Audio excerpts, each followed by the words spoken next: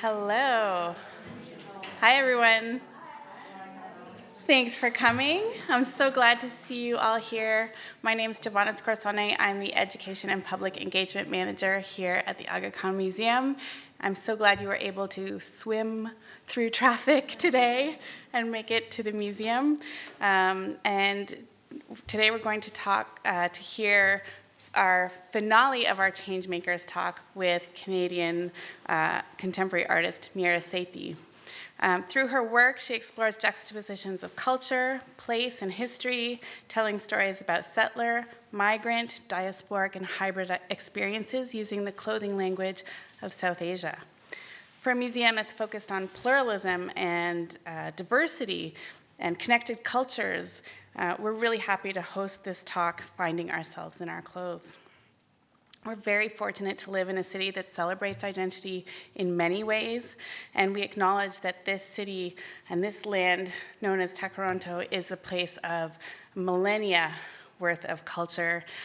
We celebrate the stewardship of the people of the Anishinaabe, the Haudenosaunee, the Mississaugas of the New Credit, who welcomed many newcomers to Turtle Island, where we all live together and express our diversity together in this place. Tonight, Meera will guide us on an exploration that focuses on the expressions of culture and hybrid identities and how what you wear can bring about positive change. Her work is in the permanent collection of the Royal Ontario Museum and the Wedge Collection, which is one of the world's largest privately owned contemporary art collections focusing on the African diasporic culture, and has been exhibited at the Art Gallery of Ontario, the Art Gallery of Mississauga, and L'Oreal Melbourne Fashion Festival, among other venues. Recent work includes Upping the Auntie, a multi-dimensional project comprised of street fashion photography, a coloring book for adults, and a series of paintings that place the figure of the auntie at the center of fashionableness. If you haven't seen it, it's a lot of fun. You should have a look. Another project is Unstitched, an ongoing multi-year project investigating the possibilities and tensions of creating community using a single garment, the sari, across multiple diasporic sites. So her work has been celebrated and included in media internationally, and we're so happy that she calls Toronto home, and we're able to have some inspiration from her tonight. So please join me in welcoming Meera Sethi to the podium.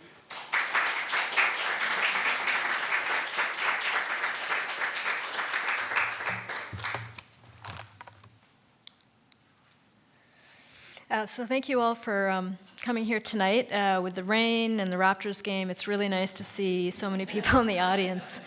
I'm really honored to be part of this Changemakers series and the last of the four speakers in this series, and to be speaking at the Aga Khan Museum. It's a museum that is close to my heart. I really love it and have been sort of following its journey over the last 5 years. So thank you to the Aga Khan.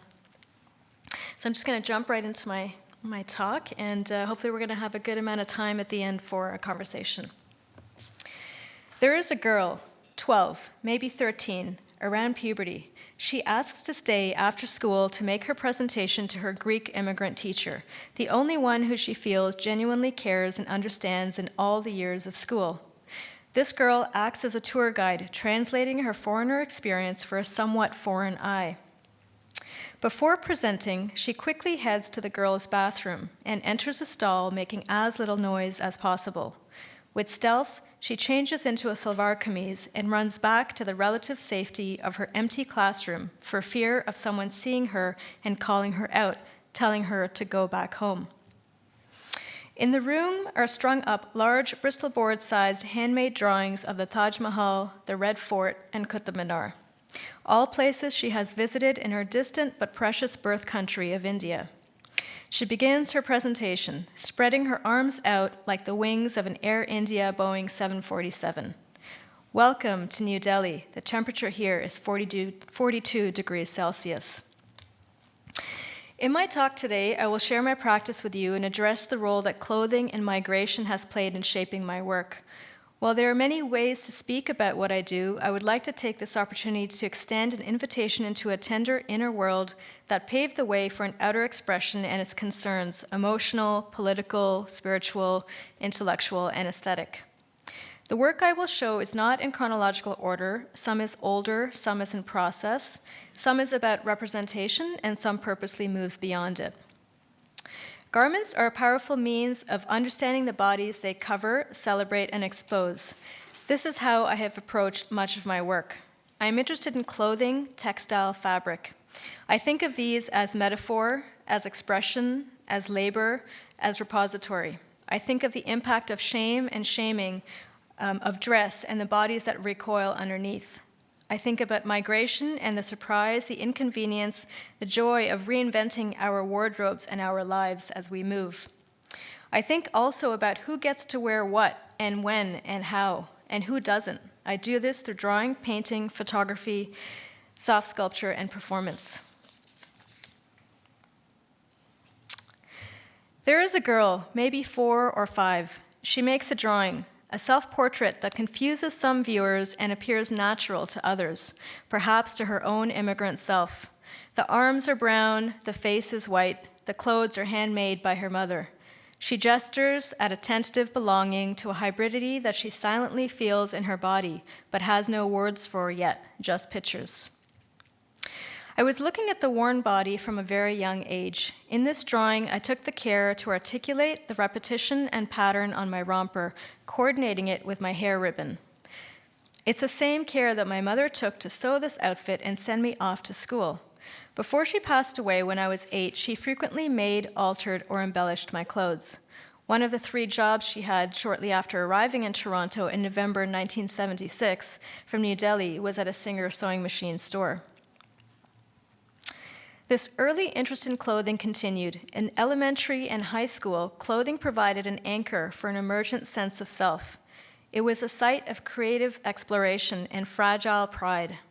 As an immigrant to Canada at the age of 2, but one who traveled back frequently for summer vacations, I had developed a relationship to clothing that reflected this hybridity.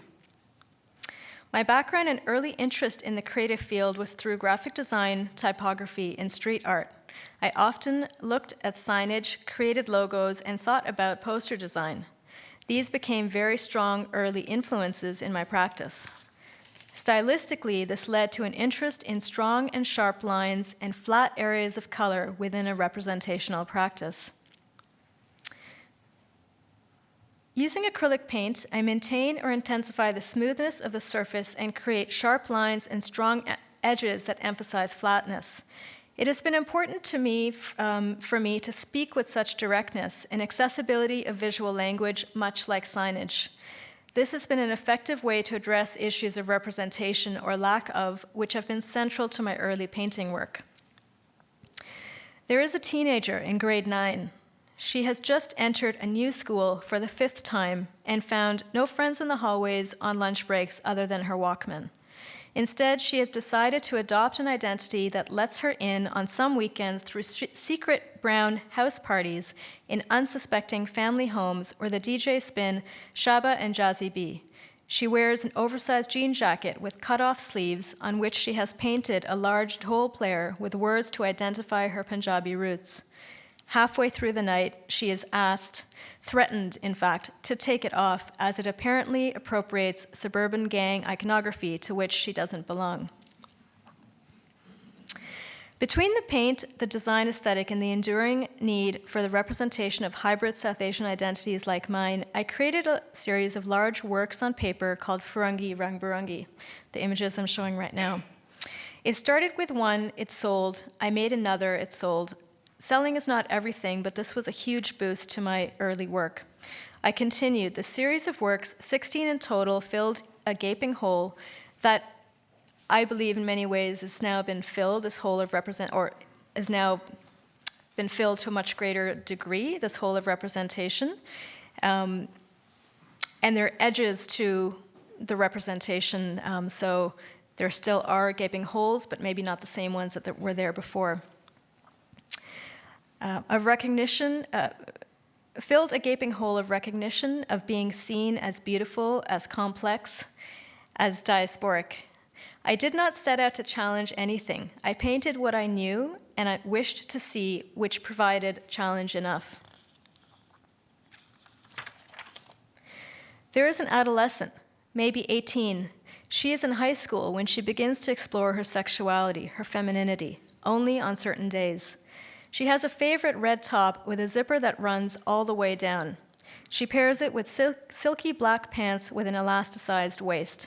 Waiting at the local suburban bus stop to go home after school, a teenage boy from her community, who normally doesn't take the bus, makes a show of himself by pulling her zipper down and yanking her pants off, in the middle of a busy intersection during rush hour. From past experience, she has known to put a tiny safety pin a third of the way down her red top to afford herself an ounce of protection from such routine violence. This early concern with representation is seen in other works of mine, such as a series of paintings, these ones are life-size on canvas, called Foreign Returned. These works were larger and played with notions of time and space travel. The figures traversed centuries through what they wore, but just as easily slipped into a present-day consciousness. They were loaded with symbolism and carried meaning not only in what they wore, dress styles that referenced Mughal miniature paintings of the 16th to 18th centuries in India, but also what they held: a map, a tiffin, a Canadian passport, a eucalyptus leaf, an iPod, a jute tote bag made of a sack of rice. The works suggested a sense of time travel necessary for the articulation of diasporic identity. Continuing with representative work, I followed Foreign Returned with Upping the Ante, a 3-part work of photography, painting, and illustration. The photographs of passerbys, and my own aunties, these are my own aunties and my mom, were taken on the streets of Toronto and its suburbs and central Mumbai. This is not part of the project, it's just sort of an image that I love that sort of inspired the project, you could say. The street-style photos, these are also not part of the project, but this is sort of, when you look up street style, often you find images like this, and this is what I was sort of speaking, and the project was in response to images such as these.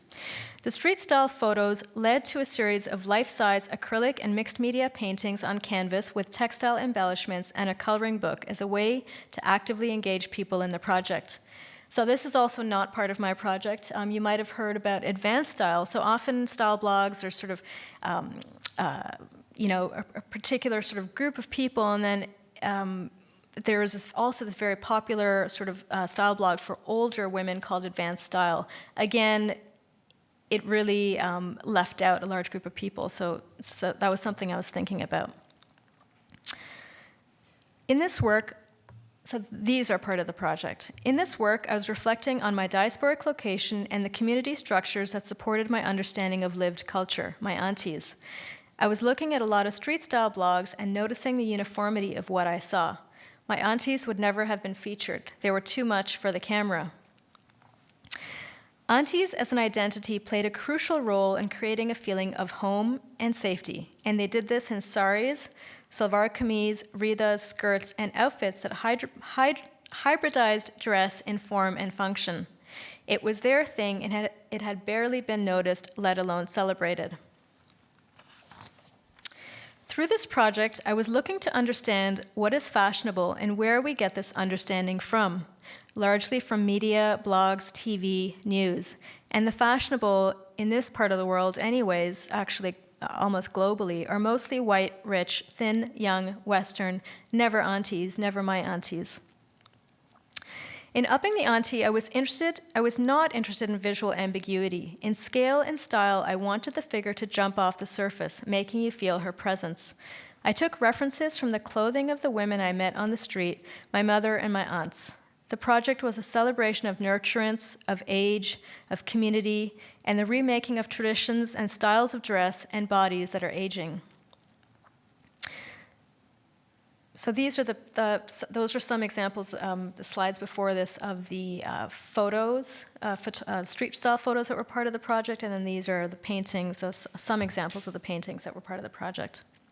And then there was also a coloring book as well.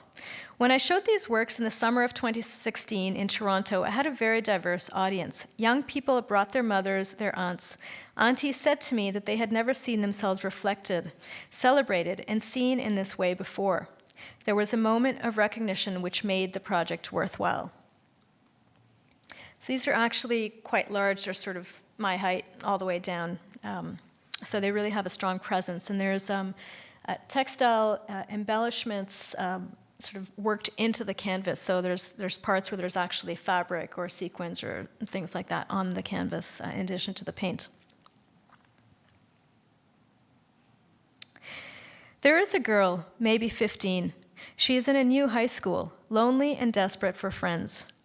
Her clothing choice that day marks her as queer as nonconforming. She performs a version of butch femme identity that does not win her points. Her bright magenta, orange, and purple floral all-over patterned trousers that remind her of the bougainvillea in her grandmother's home are called out as inappropriate. She becomes aware of this word, clash, as in magenta, orange, and purple clash. A likely color combination for her, now forever complicated. She never wears them again.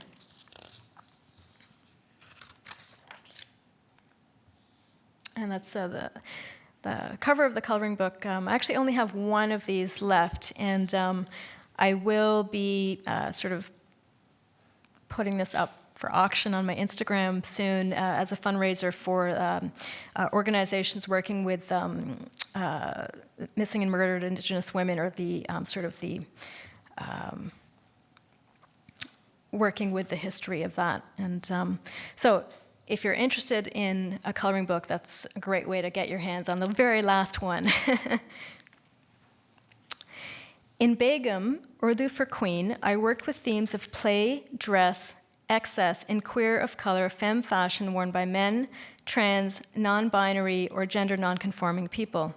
Performance and play is a big part of queer culture. Queer and trans spaces allow for a safety away from the everyday intersections of racism, misogyny, queer, and transphobia, where wearing a certain identity can be deadly. This is why spaces like Pulse Nightclub, and actually just a few days ago was a 3-year anniversary of that horrible tragedy, Stonewall, and local queer bars and trans performance spaces are significant to the community. Here, what we wear, how we look, how we express is never shamed. How are we required to perform our gender identity to survive, and how do we dress when we feel safe, when our bodies and sartorial expressions are not shamed?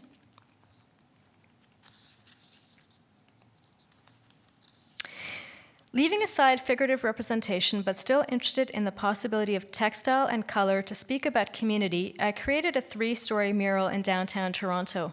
Have any of you guys, has anybody in here seen this? Are you above your barbershop? That's great, yeah, Host Team Barbershop right below. It's a very important corner in sort of a historic gay, LGBTQ Two-Spirit area of Toronto. There's a lot now, but historically this one's been very important. So it's on the north, in case you're in that area, it's on the northwest corner, thank you, of Church and Wellesley Street. So that's sort of the intersection of that area around which there's a lot happening. Leaving aside figurative representation, but still interested in the possibility of textile and color to speak about community, I created a 3-story mural in downtown Toronto. You may have seen this work on the northwest intersection of Church and Wellesley. It's titled Intersections. The work is site-specific and speaks to the histories of queer and trans South Asian organizing and social life in the area, a history that remains largely unknown and uncelebrated. The mural makes use of intersecting bands of color and pattern that attempt at a representation of intersecting identities without the impossible burden of including a complete diversity of bodies. This mural, like all of my painting work to date, is an expression of care for self and community. The mural spontaneously became the site for a local Toronto protest against Section 377 of the Indian Penal Code that criminalized gay and lesbian sex, now ruled unconstitutional by the Indian Supreme Court as of just less than a year ago, actually, as a result of tremendous on-the-ground activism. So this was a Toronto protest some years back, and they chose, the people organizing the protest chose this site, which was really special to me. I didn't know that they were going to do this because it sort of signified a place where a lot of us would kind of metaphorically or physically come together. And it was a terrible, terrible winter snowstorm that morning, and there's still such a great group of people out there. Much of the painting I have done to date is a reclamation of self, a celebration of community. I made all of these at a time when I felt it important to affirm survival stories and witness the joy of self-determination through dress, color, and textile histories. As my practice has continued, I have moved into a more open-ended approach to telling stories through clothing. In my current explorations, I am moving away from an offering of validation and celebration, as important as that is, and moving towards an unpacking and uncovering of memories and stories of resilience and suffering, of intergenerational grief, of connecting the dots of colonialism along a migration journey that begins with my own. Let's watch this video for a minute.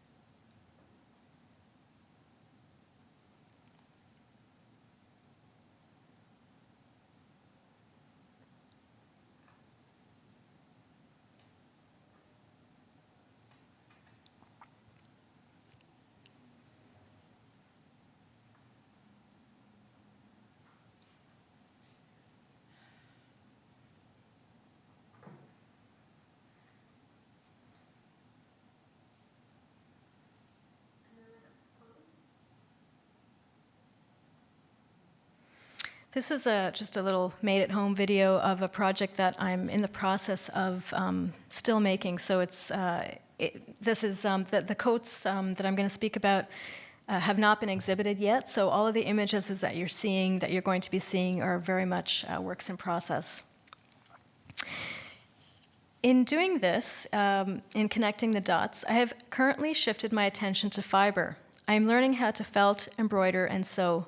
In outerwear, I chose to work with physical coats, old and found ones, and ones that have already had a life of providing protection.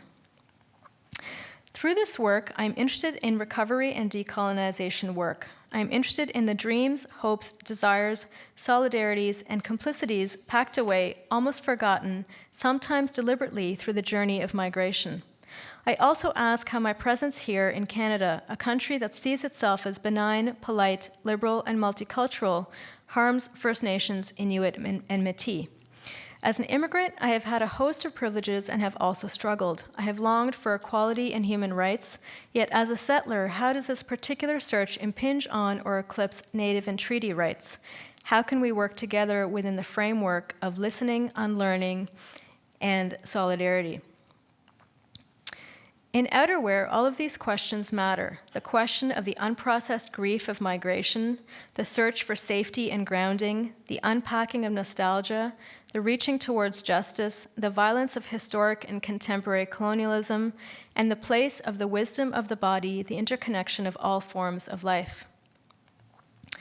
The physicality of the fabric, the cut, style, color, and size of the coats lend themselves to particular interpretations in each viewer's mind. A story is already formed before one even sees what is written on the inside. Who wore these coats? How did they move in them? Did they love the coats, or did they feel cumbersome? How do these connect? There is a slippage, perhaps a surprise, when you come around the front, when you open up a coat. How could one know that the wearer of a pilling, thin, wool-gray, hooded coat cherished artichoke in old Indian songs by Mukesh? Or the wearer of a Hudson's Bay colonial striped coat had something to say about settler colonialism and intergenerational grief and rage?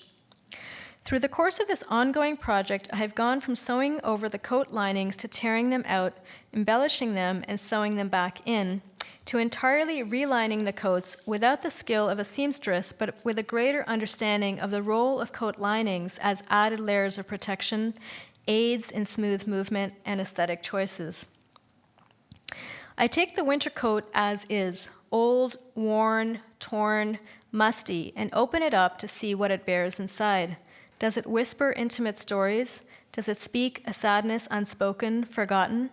How can I encourage this garment of survival to feel safe enough to share its life? In this work, I embellish the inside of these coats with migrant histories and relationships to memory and belonging using found and everyday objects like advertising scraps, cloth bags, plastic flowers, ribbons, and toys. I enjoy working with my hands, making, mending, sewing, painting. I like to give old things new life. Most of the materials in outerwear are found or salvaged objects that I have repurposed. Yoji Yamamoto, a Japanese clothing designer, describes his ideal garment. He says it would be a thick coat for a person who really needs it in the depth of winter. Quote, "The coat is so beautiful because you cannot make a life without this coat. It looks like your friend or your family. And even beyond that, when the clothes themselves are on the floor or hung on the wall, you can recognize yourself." If there is any one item of clothing that newcomers to Canada must own in order to assimilate and survive, it is a winter coat. It is the most ubiquitous garment of the Canadian experience. The one item that maintains appearances of external protection also carries other, more private stories. These narratives are of all kinds, as diverse as the people who embody the coats.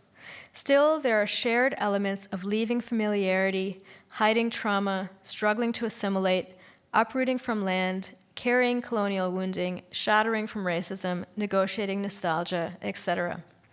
And further, these experiences from back home intersect with experiences in a new land, from one ancient and previously colonized landscape to another ancient and currently colonized one. The parallels, non-equivalencies of these migration journeys are only beginning to be thought through from an immigrant, settler, diasporic perspective. Outerwear adds to this conversation. There is an adult woman, maybe 31. She stands outside in Toronto on a hopeful summer day waiting for the Queen streetcar. That morning, she has gathered her courage and wears the brightest kurta she can find in her closet, a fuchsia knee-length one with a heavily gathered, bright white patiala salwar to set it off. She feels her best self. The streetcar approaches. The driver makes eye contact. He does not stop. Zinnia Naqvi, a contemporary artist from Toronto, speaks in the fictional words of her mother. She says, quote, "People mostly wore dark colors, black, navy, grays, and browns. Their coats blended into the mud and fog of those murky winter days.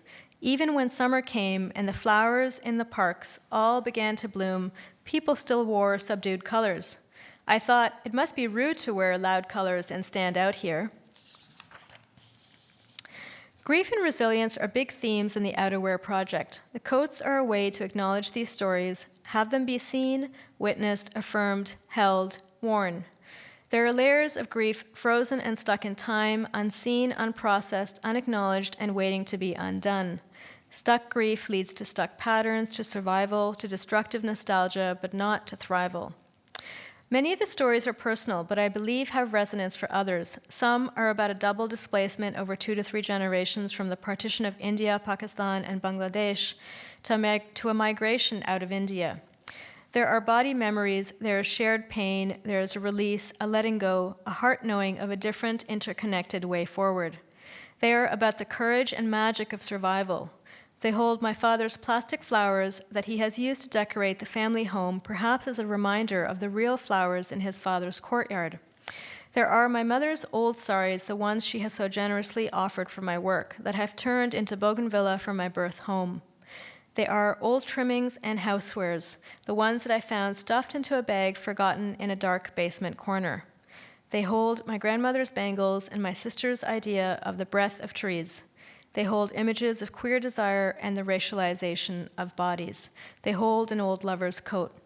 They hold the shattering of racism and the loss and mending of self. They hold the reminder of the missing and murdered Indigenous women and children on Turtle Island and the disappearance and abduction of Punjabi women and children during partition. They hold my own loss of childhood braids. They are of cancer and wishes for survival. They hold migratory birds and sacred trees that do not approve of the uprooting of land and people for dams or pipelines. They are just some of the narratives. The work is ongoing. There is a woman, maybe 42. She makes an urgent visit to her cousin's home to help her tie a sari for a corporate Christmas dinner. Neither quite sure of what they are doing. Far from graceful, the process of wrapping involves many missteps and long delays. Eventually, they Skype in her cousin's mother to ease the confusion and guide the process. In recent work that is in its early stages, I am working with the winter elements: wind, ice, water, temperature.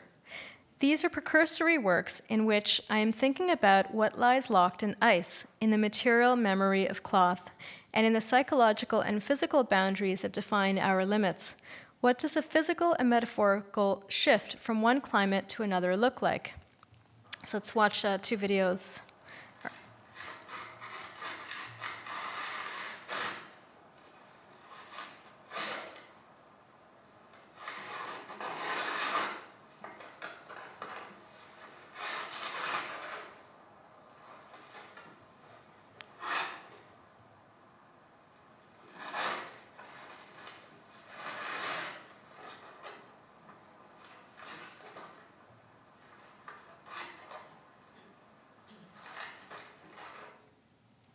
This video and the next video are short excerpts from a longer piece that I just made back in March when I was on residency at the Banff Centre for the Arts.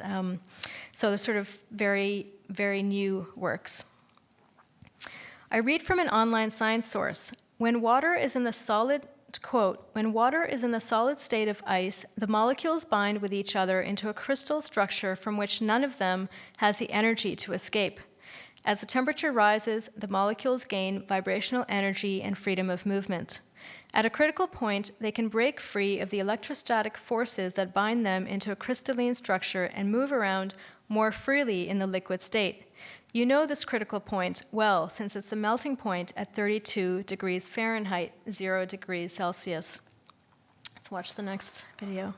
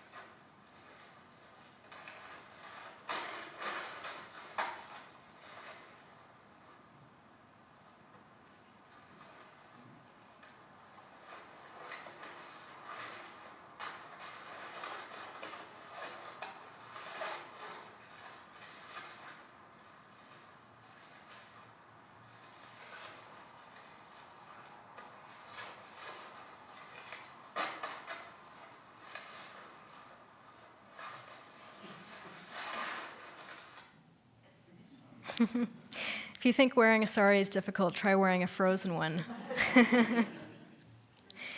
In a piece titled Latent, I wash a sari and lay it out to freeze or dry in sub-zero temperatures. Once frozen, I awkwardly wear it, curious about what the heat of my cold body or the cold of the sari will do to my warm body in this interaction between object and self. In another work, which I'll show you in a minute, I freeze fabric into a cube form and watch it slowly melt over a period of 2 hours as the winter sun rises.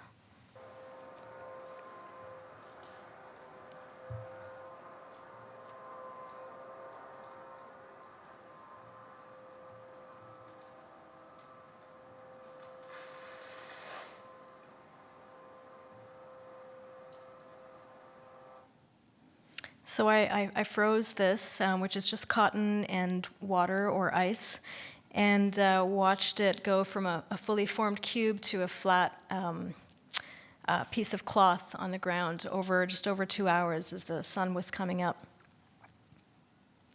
Both of these explorations require certain weather conditions. They are time-sensitive in a way that forces me to reckon with the cold winter climate and my particular path of migration, one that I repeated almost every year. What happens when I, with the force of my own body or the help of the sun, transform the frozen cotton? Who do I become when my own body is safe? How do I take up space and, together with my work, become an ally in journeys of healing and love and justice? These are just some of the questions I ask. A few weeks ago, when I gave an artist talk at the Richmond Hill Public Library, a woman shared a story of her mother who was visiting from Kenya. Her mother had just hand-washed her favorite sari and put it out to dry on the metal clothesline. It was October. The next morning, when her mother went out to collect her sari, it was crisp, brittle. Her mother became very agitated. She ran inside and said she did not know what had happened to her favorite sari. She had never experienced this before.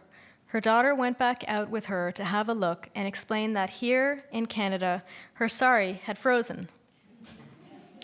It was temporary, and with collective effort, mother and daughter, they managed to thaw and release it from its entrapment. There is a young adult, the kind that is full of curiosity about the world but unsure of her place in it. She wears a cotton t-shirt emblazoned with a Guess logo, making multiple impressions on the front. This and her bright red lipstick set her apart, afford her access to an instant privilege in the Delhi of the early 90s when everything foreign was deemed desirable and progressive. The joke was on her, though. Guess where she came from? From elsewhere, but sort of from here. Maybe. A Ferengi, for sure. Ferengi is a word that means a stranger or foreigner. When a moment challenges me, I often hear a single thought echoing in my mind. I want to go home. Confused, I have long wondered where this home is. It is not a place or a person or a language or an identity, all of which are important and have their uses, but none of which provide an ultimate security. I am coming to realize that home is that exact place inside where I embody myself.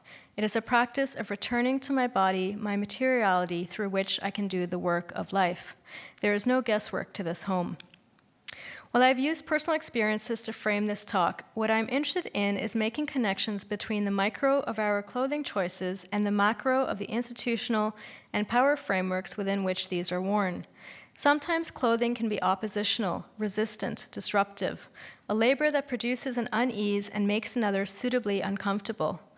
I am interested in the potential of this type of clothing. Perhaps it is not the clothing itself, but our imagination of that item of clothing. A white shirt and trousers can be basic, but when worn by Gayatri Devi or Frida Kahlo, become an icon for strong women. A sari can be simple to a non-exoticizing eye, but when worn by Lahore Rajasthan, a Desi drag queen, becomes rich with a femininity that does not essentialize the feminine. A farron can be a woolen cloak to stay warm in the winter, but when worn to public office in Kashmir in the face of a ban, becomes a small part of a wider struggle for freedom. A blue suit, a blue three-piece suit, when worn by the Dalit leader and activist B.R. Ambedkar, becomes a signifier for anti-caste politics. A cotton kurta, when worn by a 12-year-old girl in an all-white school, can become a defiant insistence on identity. Far from stopping at the t-shirt, the sari, the socks with sandals, my work sets its sights on the moment of being seen in all of our frailty, our worn bodies, the injustices we bear, and the ones we hand out. The presence of recognition, of acknowledgement, of grief transforms. In remembering, in looking, in seeing, the body is made present, real, grounded, no longer ghost-like, no longer an absence. Art is a chance to slow down, to look deeper, to see ourselves. I am interested in these ways, from looking at surface ornamentation to moving towards the holograms of memory. It makes it easier to commit to a life of pushing against the forces that limit, contain, circumscribe, while pulling closer transformative moments that build resilience, solidarity, and joy. There is a young girl, 9 years old, and her father. Just the two of them having arrived home in Toronto from the airport in a long flight from Delhi. They finally put down their hard-shell, ice blue Samsonite suitcases and for a brief moment take in the crisp, cool air while anchoring themselves to another school year, another winter. That girl, over 30 years later, kneels down and opens the suitcase to find neatly folded clothes and a history of migrations. She delicately unfolds the clothes and holds them up, one by one. Through the sheer cotton chunni embroidered with tiny silver threads, she sees into the foreground other displacements and understands that her work is to pull threads through her past and tie them to a better future. Thank you.